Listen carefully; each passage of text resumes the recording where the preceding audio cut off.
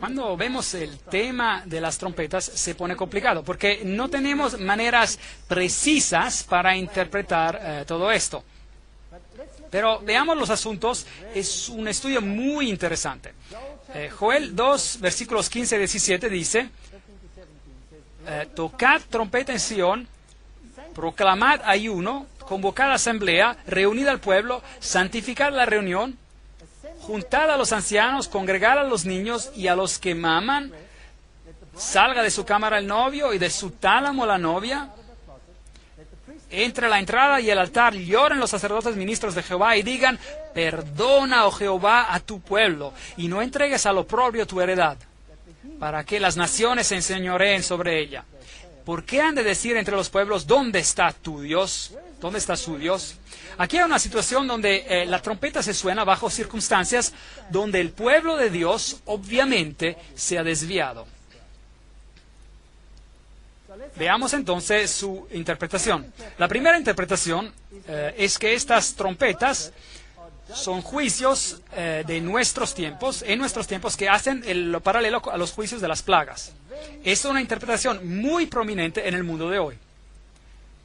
Personalmente, no puedo aceptar esta interpretación específica por la misma razón de que viola la estructura del quiasmo en Apocalipsis, viola la estructura del quiasmo y pone en el futuro a algo que se encuentra en el brazo histórico del libro de Apocalipsis. Segundo, viola el principio de que Jesús aquí no está, está saliendo del lugar santísimo, pero Él está obviamente oficiando en el lugar santo.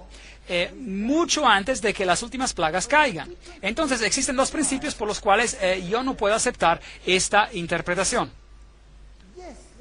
Sí, hay puntos de contacto, puntos similares en que las plagas en su descripción acerca de las mismas cosas que pasan en las trompetas, pero las trompetas afectan de manera parcial y las plagas son finales y completas. Entonces, los juicios de las trompetas son obviamente juicios a lo largo del tiempo.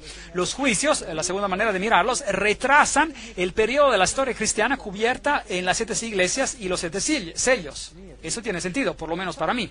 Y algunos comienzan, bueno, ahora nace la pregunta de ¿dónde empiezan estos juicios entonces? ¿Y quién está siendo juzgado?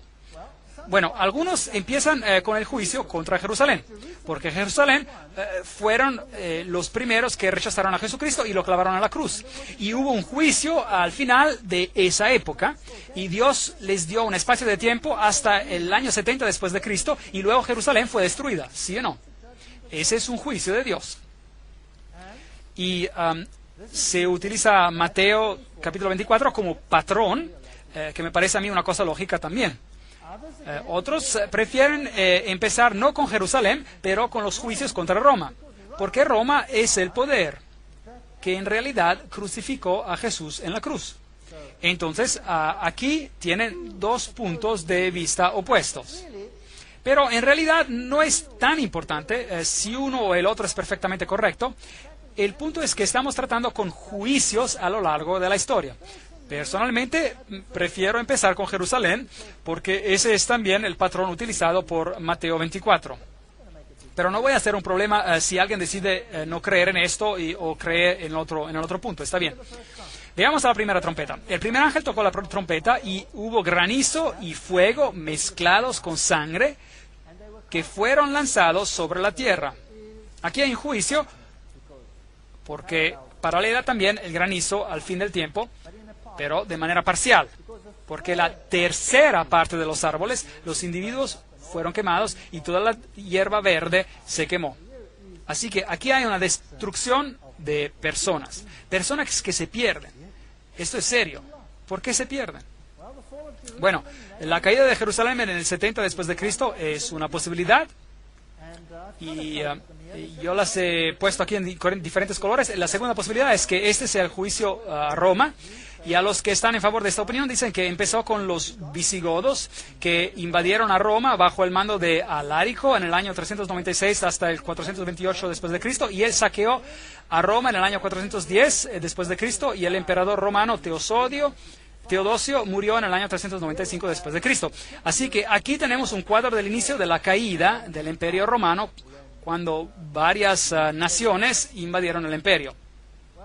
Bueno, este es un juicio que aconteció claramente sobre este poder que se elevó a sí mismo aún por encima del príncipe de paz. Pero por el otro lado, la caída de Jerusalén es un juicio muy poderoso. Después de un periodo muy largo de gracia, que dice, han rechazado al Mesías, y estas son las consecuencias. Dios quita su protección, permite que soplen los vientos, y esto es lo que pasa. El segundo ángel tocó la trompeta, y como una gran montaña ardiendo en fuego fue precipitada en el mar. Y la tercera parte del mar se convirtió en sangre. Y murió la tercera parte de los seres vivientes que estaban en el mar, y la tercera parte de las naves fue destruida. Nuevamente, ¿qué representa esto? ¿Qué representa esta trompeta de juicio? Nuevamente vemos las varias interpretaciones. Montañas que representan una gran montaña quemándose en fuego. Bueno, una montaña representa una nación en la Biblia. Pueden buscarlo en Isaías 2, versículos 2 y 3, 11, 9, 13, 4, 41, 15, Daniel 2, 35, 44, 45, Ezequiel, Zacarías. Todos estos tienen esta figura de una montaña. Veamos el texto en Jeremías, que también utiliza esta ilustración. Ciertamente yo, dice Jehová, estoy contra ti, monte destructor, hablando de Babilonia, que destruiste a toda la tierra. Extenderé mi mano contra ti y te haré rodar de las peñas y te reduciré a un monte quemado. Aquí vemos Jeremías 51, 25. Aquí vemos el símbolo de la montaña que está siendo destruida. Y así que el segundo ángel tocó como si fuera una gran montaña en llamas, fue lanzada al mar. Entonces una nación, en otras palabras, fue desparramada entre las naciones, y eso es lo que significaba. Y una tercera parte del mar se convirtió en sangre. El mar significa agua, las aguas que viste significan personas y multitudes y naciones y reyes. Entonces, esparcimiento de sangre entre las naciones. Y la tercera parte de los seres vivientes que estaban en el mar y la tercera parte de las naves fue destruida. Naves en la Biblia significa economía. Las naves de Kittim son símbolos de economía. Veamos a las dos posibles interpretaciones.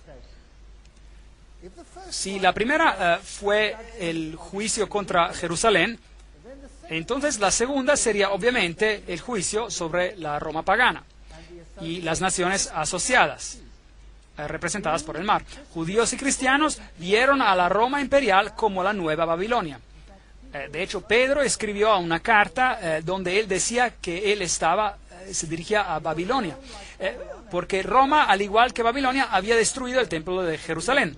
Entonces esa es una suposición razonable. Por otro lado, algunos creen que la segunda fase de la incursión de los vándalos en Roma bajo Gensérico en el 428 a 468 después de Cristo, de donde viene la palabra vandalismo, viene de los vándalos, eran piratas en naves en el Imperio Romano y saquearon a Roma en el 455 después de Cristo. Así que algunos ven esto como un símbolo y otros ven este juicio cubriendo todo el juicio a la Roma pagana. Ahora, si aceptan a una u a otra interpretación es una cuestión de detalles, ¿correcto? No es algo para ser un gran problema, no va a cambiar tu salvación, por ejemplo, de todos los modos. Personalmente me gusta la primera interpretación porque sigue un proceso lógico a lo largo de la historia, pero no importa si otros prefieren la segunda interpretación. La tercera trompeta. Y el tercer ángel tocó la trompeta y cayó del cielo una gran estrella. Ahora, ¿les suena parecido esto? Estoy seguro de que sí. ¿En algún momento cayó una estrella del cielo? Sí. Lucífero cayó del cielo y trajo todas sus fuerzas demoníacas con él aquí abajo. Y él iba a producir un gran cambio. Iba a tomar control sobre este reino. Él quiere ser el gobernador. Así que él trajo falsas enseñanzas junto a él, ardiendo como si fuera una antorcha, y cayó sobre la tercera parte de los ríos y sobre las fuentes de las aguas. Eso también se habla de personas acá. Y el nombre de la estrella es ajenjo, amargura. Y la tercera parte de las aguas se convirtió en ajenjo, y muchos hombres murieron a causa de esas aguas porque se hicieron amargas. ¿Qué significa el agua, aparte naciones? ¿Han escuchado del agua de la vida? Ahora, ¿qué pasa cuando el agua de vida se vuelve amarga? Ven, hubo un tiempo en el cual entró el compromiso, el tercer periodo del tiempo. ¿Se acuerdan cuando el compromiso ingresó a la iglesia? ¿No es eso interesante? Aquí está el tercer ángel tocando. El tiempo del compromiso no convirtió esto, las aguas de salvación, en aguas amargas, ¿sí o no? Sí, claro que sí. ¿Y las personas murieron a causa de esto? ¿En un sentido espiritual, no en un sentido literal? Claro que sí, porque si beben de esas aguas contaminadas, ¿cuál es el resultado? Muerte. Muerte eterna. Separación de Dios.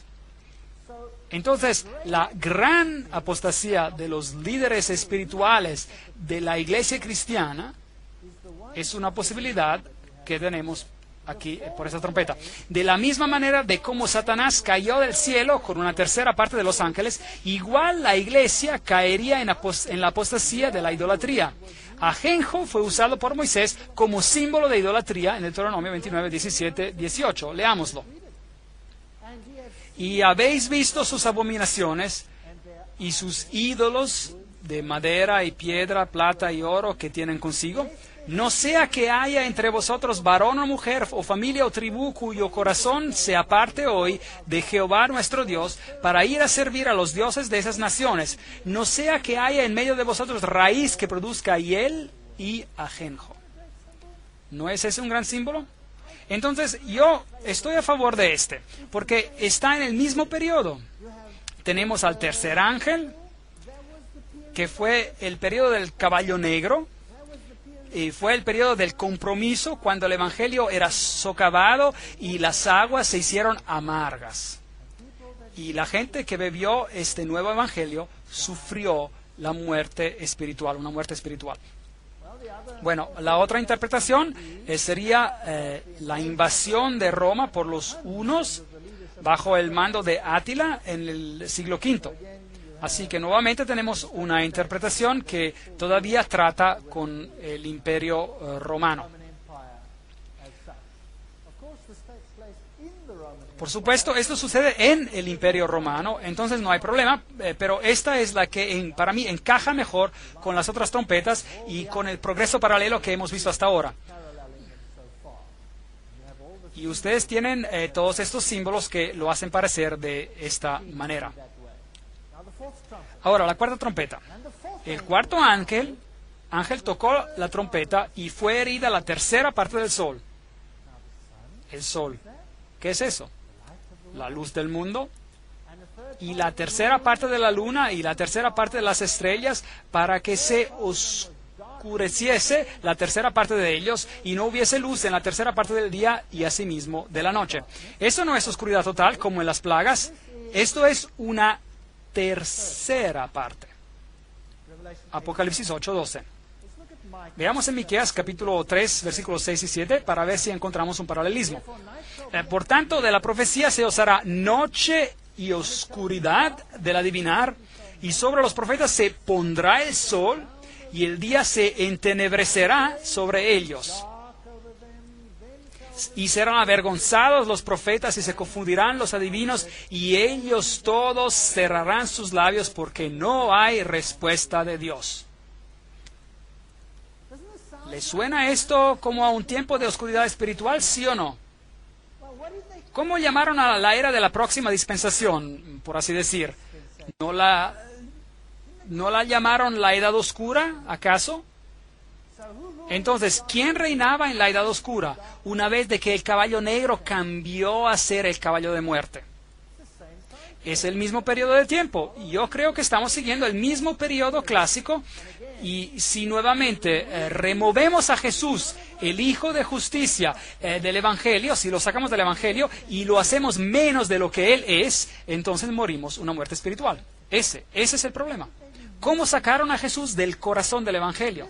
Esta es la historia más aterradora de engaño en la historia del mundo. Después de esta conferencia, vamos a entrar en detalles y vamos a darle un vistazo a lo que hicieron. Y quiero decirles que hoy todo el mundo está engañado, creyendo en algo que no es de Dios. Da miedo, da miedo. Entonces, las dos posibles interpretaciones que tenemos aquí: la oscuridad representa la edad oscura, y eso tiene sentido para mí, cuando la verdad fue pisoteada y el ministerio de Jesús fue reemplazado por el ministerio de la iglesia. Cuando Jesús fue crucificado, una oscuridad literal cubrió la tierra, ¿correcto? ¿Se acuerda? Y esto sirve como símbolo, como tipo de la crucifixión espiritual de Jesucristo. La reforma del siglo XVI terminó la edad oscura. Eso es básicamente lo que indicaría esta interpretación. Ahora, otra interpretación sería aún con los juicios sobre Roma. El sol, la luna y las estrellas han sido interpretadas como las luminarias del Imperio Romano Occidental, el emperador, los senadores, los cónsules. Con la extinción del Imperio Romano Occidental en el año 476 después de Cristo, el último emperador, Romulus Augustulus, el remanente de Atilia, fue destronado por órdenes de Odoacro. Es una interpretación. Y tenemos otro juicio aquí contra el Imperio Romano Occidental. Pero esa interpretación de aquí arriba, para mí encaja en el modelo que hemos seguido hasta ahora, y que está en línea con todo lo que hemos visto hasta ahora. Pero quiero que observen algo. Es que en este periodo de la Edad Oscura, Jesús es crucificado nuevamente. Es interesante que la crucifixión allí lo mantiene en la cruz. Y es ahí a donde en la edad oscura le gusta tenerlo. Pero Jesús ha resucitado de los muertos y gobierna en el cielo. Ahora, también es interesante que para remover a Jesús del sistema, algunas veces se ha requerido la creación de toda una nueva religión que sacaría a Jesús del medio. Muy interesante. Porque he aquí que tinieblas cubrirán la tierra y oscuridad las naciones. Mas sobre ti amanecerá Jehová y sobre ti será vista su gloria. Isaías 61. Gran oscuridad sobre la tierra. Otra vez Jesús les habló diciendo: yo soy la luz del mundo. El que me sigue no andará en tinieblas, sino que tendrá la luz de la vida. El asunto es Cristo o sin Cristo. Yo, la luz, he venido al mundo para que todo aquel que cree en mí no permanezca en tinieblas. Juan 12, 46.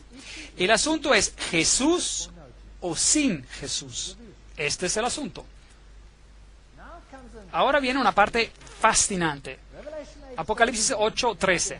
Y miré y oí a un ángel volar por el medio del cielo, diciendo en gran voz, ¡ay, ay, ay! 3 ayes de los que moran en la tierra a causa de los otros toques de trompeta que están para sonar los 3 ángeles. Ahora viene un gran ay. Ahora un ay es algo que cae sobre la humanidad y tiene consecuencias desastrosas. Algunas personas quieren aplicar estos ayes al pueblo de Dios. Pero por otro lado, los ayes se podrían aplicar a los que están perdidos. ¿Y con quiénes estamos tratando en las trompetas? ¿Sobre el pueblo de Dios que está siendo numerado o bajo los otros que están siendo numerados? Estamos tratando con aquellos otros que están siendo numerados. Entonces ahora sabemos cuál es el último ay, porque el último ay es la venida de Cristo y la destrucción de los malvados. Entonces, ¿sobre quiénes cae el último ay? ¿Sobre los malvados? Sobre los malvados. No sobre el pueblo de Dios, sobre los malvados. ¿Y por qué no los otros 2 también? Estos son juicios para aquellos que han sido engañados o han permitido ser engañados porque han rechazado la luz, o sobre los que directamente han rechazado a Dios. Entonces hay 3 ayes que van a caer sobre los habitantes de la tierra, y un ay los priva de salvación. Los habitantes de la tierra, a causa de lo que ocurre cuando se tocan las trompetas que quedan, van a recibir estos ayes. Los 3 ayes asociados con las próximas 3 trompetas implican un aumento sin precedentes del ataque demoníaco sobre la verdad. Sin embargo, Dios está en control. Así que durante las próximas 3 trompetas, Dios nos va a dar una vislumbre de lo que pasa aquí en esta tierra. Da miedo.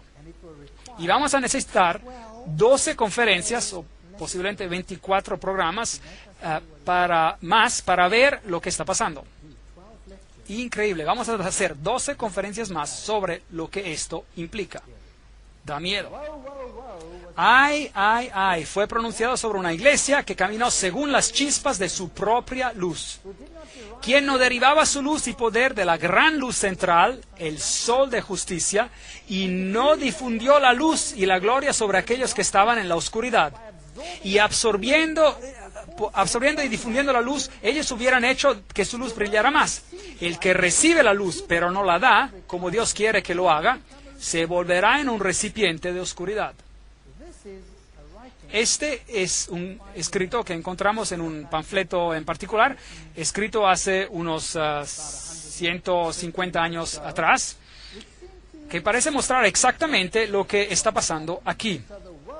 Estos ayes son pronunciados sobre una iglesia que anda en las chispas de su propia luz. Eso tiene sentido para mí. Eso tiene mucho sentido para mí. Este ay es pronunciado sobre la gente apóstata en este planeta. Y los va a afectar porque ellos están manteniendo la verdad del Evangelio lejos de los que podrían ser salvos. Veamos a las 2 posibilidades.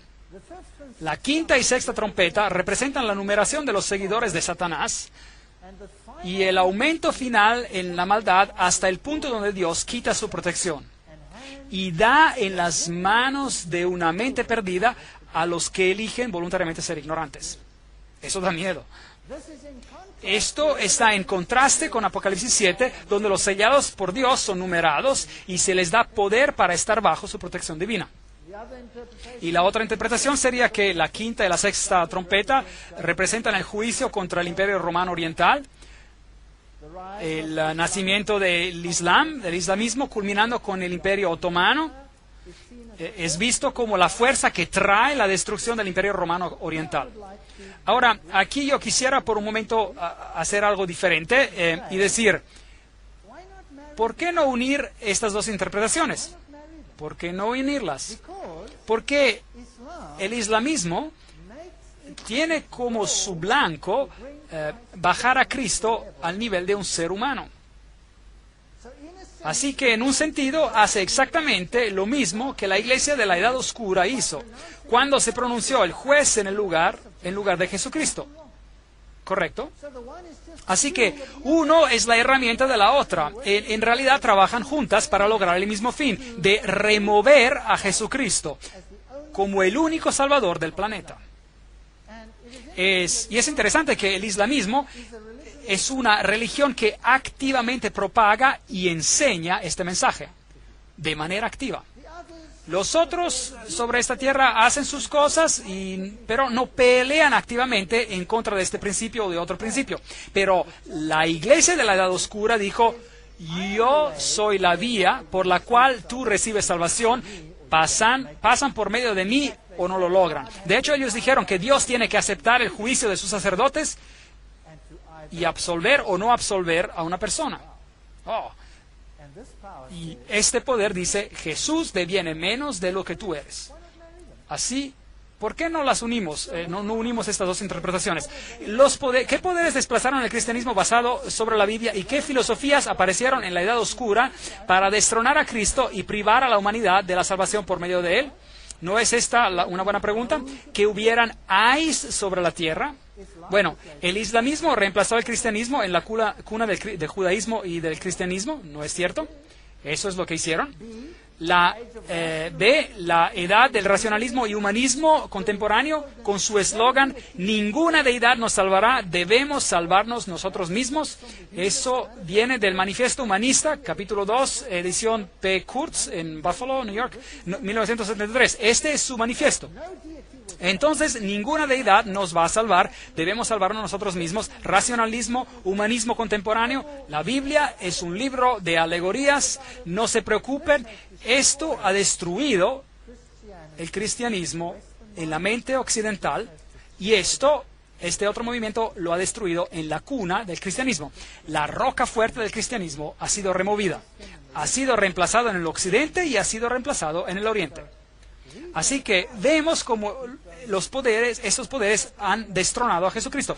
Vayamos ahora al capítulo 9 de Apocalipsis. Y el quinto ángel tocó la trompeta y vi a una estrella que cayó del cielo a la tierra. Nuevamente tenemos a la estrella cayendo del cielo.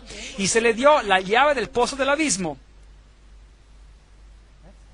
Ese es el infierno. Así que cualquier doctrina que vendrá ahora vendrá directo del abismo del infierno. Y abrió el pozo del abismo y subió humo del pozo.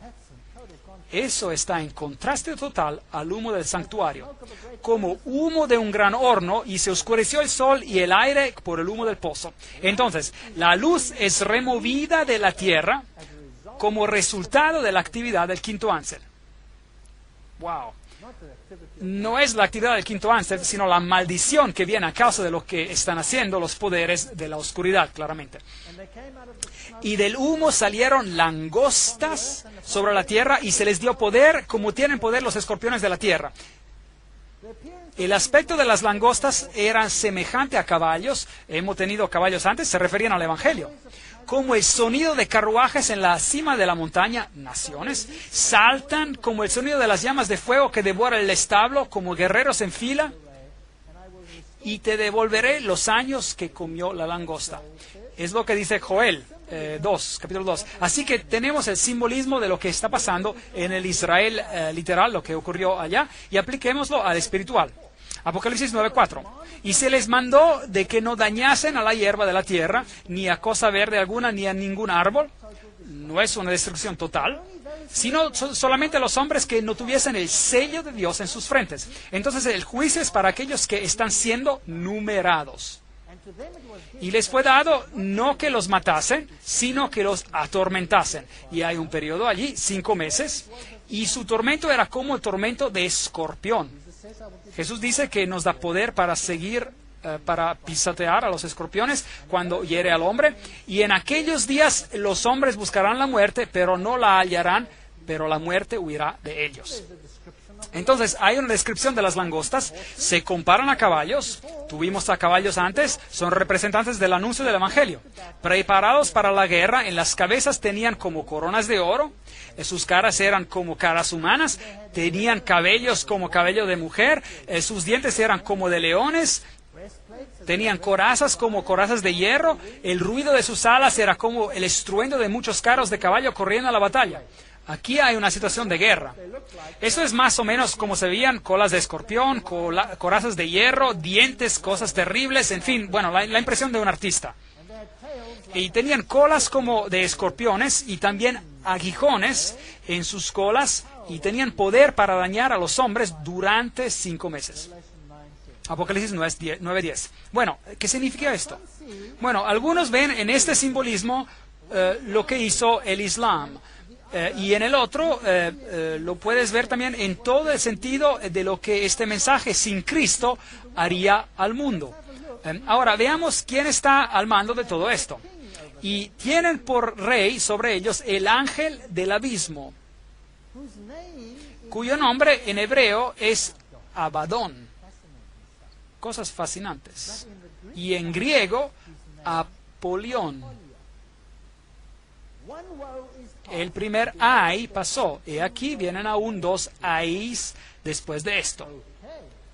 Bueno, vemos algunos nombres interesantes acá, y luego de esto, un ay hacia la raza humana. Bueno, preguntámonos esta pregunta. ¿Qué filosofías salieron después de la Edad Media que minaron directamente la fe en la Biblia y en Cristo Jesús como el único nombre bajo el cielo en que podamos ser salvos? ¿No es esta una buena pregunta para hacerse? ¿Qué organizaciones, cuerpos organizados, es la siguiente pregunta que tengo, directamente propagan la eliminación de Jesucristo como el único nombre por el que podemos ser salvos? Esas son las 2 preguntas que quisiera responder. Bueno, racionalismo, alta crítica, humanismo, espiritualismo. ¿Estaría de acuerdo en que estos son los poderes que removieron a Jesús? ¿Y qué cuerpos organizados son los que directamente propagan y anulan el nombre de Jesucristo como el único nombre en que podemos ser salvos? ¿Los masones? Les voy a dar un texto tras otro texto para mostrarle que lo hacen. ¿Y las organizaciones secretas? Todas están a favor de la unidad total e igualdad de todos los fundadores religiosos. El comunismo se opone directamente a las doctrinas de Jesucristo. El ateísmo formal es lo que el comunismo es. Y tenemos el Consejo Mundial de las Iglesias. ¿Posible? ¿En realidad hacen eso? ¿Lo hacen? Temo que sí, porque el Consejo Mundial de Iglesias propaga la unidad de todas las religiones bajo un mismo techo. Y eso significa que Jesús debe ser menos de lo que es para que este compromiso se alcance, ¿sí o no? Eso es solo un hecho. No me lo estoy inventando. Esto es lo que está pasando. El Islam remueve a Jesucristo, ¿sí o no?, como el único Salvador del mundo. Y las Naciones Unidas tienen una organización llamada la Organización de las Religiones Unidas, cuya meta es poder hacer de que todas las religiones acepten su igualdad. Bueno, eso está bien, suena como una buena idea, pero ¿qué hace eso a Jesucristo? Lo pone al mismo nivel que los demás. Y entonces hay muchos nombres por los que podemos ser salvos, ¿sí o no? ¿Es correcto o no? Díganme ustedes, porque yo estoy en problemas aquí. Yo estoy sacando ciertos asuntos que son problemáticos. Pero esto es exactamente lo que están haciendo. El comunismo lo saca totalmente. La masonería lo nivela. El Consejo Mundial de Iglesias lo compromete para alcanzar a sus blancos. El islamismo lo pelea directamente. Y la ONU dice, mejor que lo hagas, o si no, ya. Estamos en problemas. Déjenme leerles esto. Este es nisbet.com, masonería del Internet. Leámoslo. En el grado 17 del rito escocés, la palabra sagrada comunicada al candidato es Abadón. En la Biblia satánica por Anton LaVey, en la página 145-146, Abadón y Apolión son uno de los nombres infernales en el satanismo. El rito masón escocés ilustrado por J. Blanchard, volumen 1, página 453, dice: toca la frente de Tyler cuando él responde poniendo su mano en tu frente. Contraseña: Jubulum, palabra sagrada, Abadón. ¿No leímos recién que este era un ángel malvado? ¿Sí o no? La masonería dice que este es el ángel sobre nosotros. Ellos tenían a su ángel sobre ellos, Abadón, Satanás. Si miran a la interpretación islámica, esta es el área cubierta por la langosta del desierto y esta es el área cubierta por el islamismo en sus comienzos y hoy cubre eso y más. Muy interesante. Esta era el área del cristianismo primitivo. Esta era el área del cristianismo primitivo. ¿Sabían ustedes? Hoy en día ha sido reemplazada, ha sido removida, ha sido reemplazada por el islamismo. El islamismo nació solo después del año 600 después de Cristo y totalmente quitó del mundo a los cristianos que basaban su fe en la Biblia y guardaban el sábado. Los quitó, los masacró. Interesante. Y hoy está prohibido. Prohibido por ley con la pena de muerte de propagar a Jesucristo en esos países. ¿No es eso interesante? Es un terrible ay contra la humanidad, porque si el único nombre por quien podemos ser salvos es quitado, entonces estamos en problemas. John William Draper también escribe en la historia del desarrollo intelectual en Europa que 4 años después de la muerte de Justiniano, en el año 571 después de Cristo, nació en Meca, en Arabia, el hombre que, de todos los nombres, ha ejercido la mayor influencia sobre la raza humana. De acuerdo con la vida de Mohammed, Muhammad apareció en la escena en uno de los periodos más oscuros de la historia, cuando todas las civilizaciones, desde la dinastía merovingia en Galia hasta India, estaban en ruinas o estaban en estado de nacimiento con problemas. Aquí vamos, una gran guerra. A la edad de 12 años, Mohammed viajó con su tío en una caravana comercial a Siria. Aquí él conoció a un anacoreta cristiano llamado Abahira. Contemplando al niño, dice la historia, pudo ver él en su rostro señales de su futura grandeza. Y le aconsejó a Abu Talib que lo cuidara porque un día él sería recipiente del llamado divino. En reconocimiento del profeta por Bahira, el cristiano, simboliza en la tradición islámica la primacía de la misión de Mahoma sobre la de Cristo. A Jesús lo hacen de menos.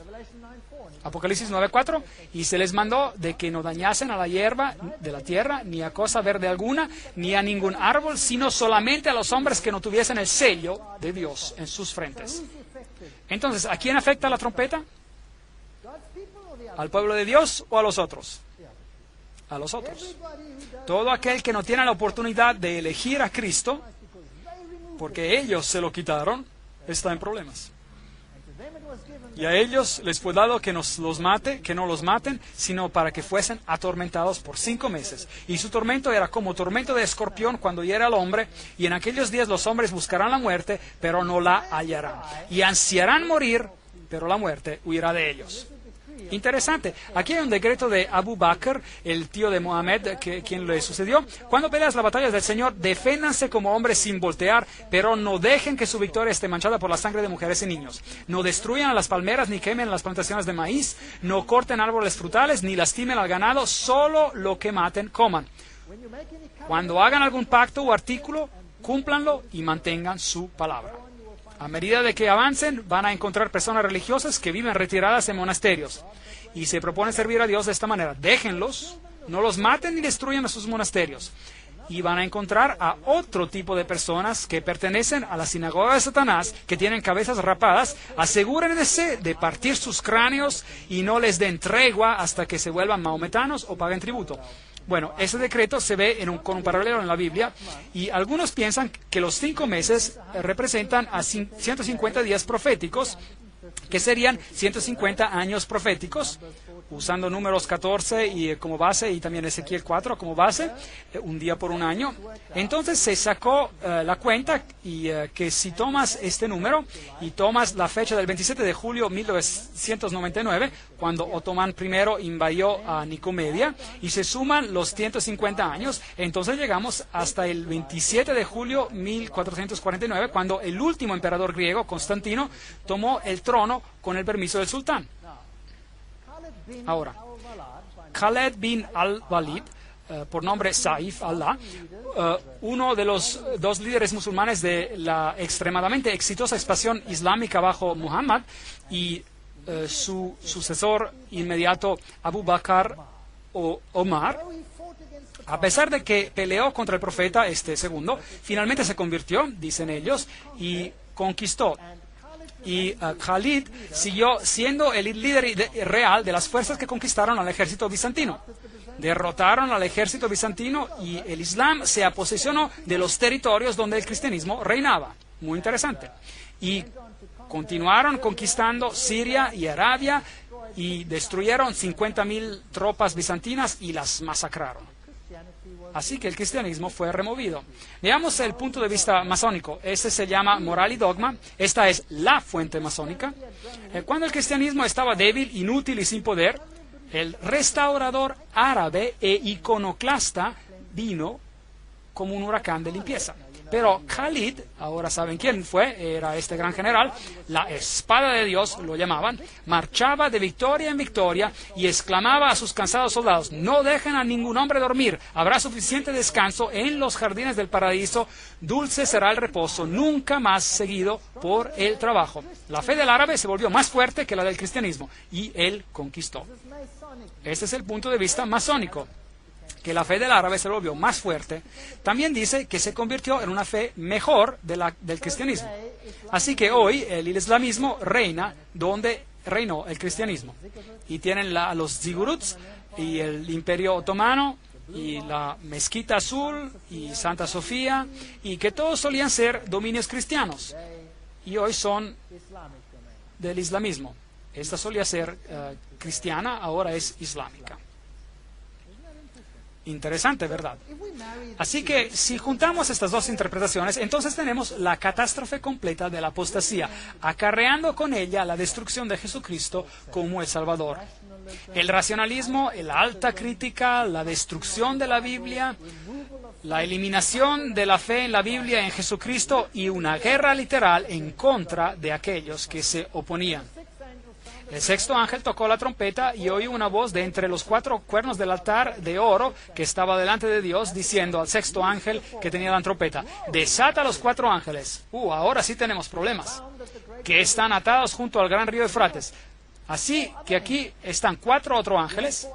Teníamos a 4 ángeles de Dios deteniendo a los 4 vientos, y ahora tenemos a 4 ángeles que están atados al río Eufrates. Eso es Babilonia.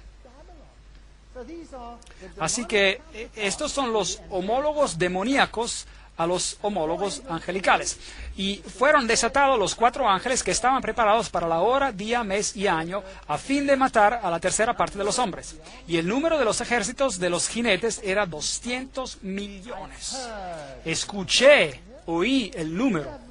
¿Ustedes lo escucharon? Otra vez. Aquí tienen la numeración de este poder. Es un número enorme, como las arenas de los mares. Algunos ven este periodo de tiempo como profético: la hora, el día, el mes y el año.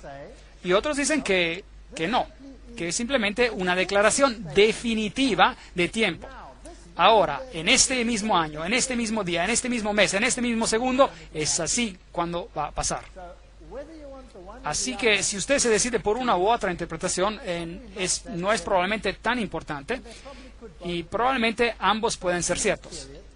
Algunos ven este periodo como un tiempo profético, a otros como un tiempo designado a las fuerzas demoníacas de Babilonia, en contraste a los ángeles de Dios que detienen los 4 vientos, que ocurrirán en los últimos eventos del conflicto entre Cristo y Satanás. Entonces, el primer ay fue esta destrucción de Jesús como el único Salvador. Y luego vi a caballos en visión y aquellos que los cabalgaban teniendo corazas de fuego y zafiro y azufre. Y ve toda esta visión de humo y cómo salían y hacían sus cosas. Y un hombre llamado Josias Litch tomó la interpretación literal de este periodo de tiempo y la calculó. Y cuando tomó la hora, el día, el mes y el año, y llega hasta los 391 años de tiempo y 15 días. Y calculó el tiempo sobre el Imperio Otomano y predijo el día exacto cuando el Imperio Romano caería. Y en realidad pasó exactamente así. Y aquí está un punto de vista: el poder islámico oficialmente llega a su fin, y Josias Litch publicó esta fecha 2 años antes de que este evento ocurriera.